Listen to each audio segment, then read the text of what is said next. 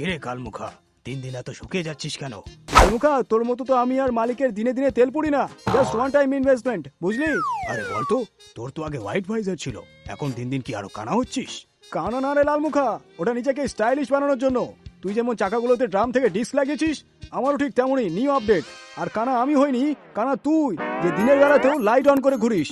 শোন, আমার আলোর তেজ আছে বলেই দিন রাত ওই কালো ভাইজারের মধ্য দিয়েও পথ দেখতে পারিস।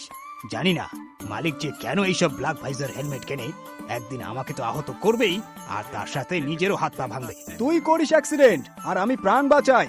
আমি না থাকলে তোকে মাঠে ঘাটে গরুর গাড়ির মতো ঘুরে বেড়াতে হবে, কারণ রোডে শুধু সবাই আমাকে দেখে হেলমেট মাথায় আছে কিনা।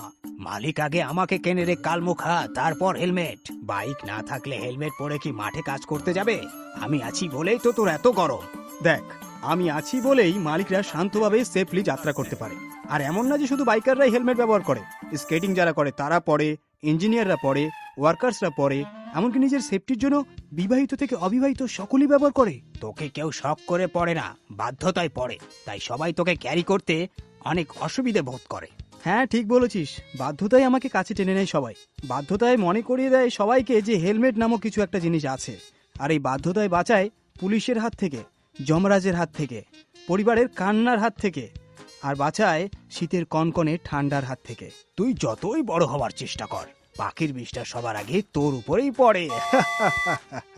পাখির বিষটা, জলের ঝাপটা, রোদের তাপ সবই আমাকে সহ্য করতে হয় বলেই আমি ফাটা হোক ফুটো হোক থাকি আমি সবসময় মাথাতেই।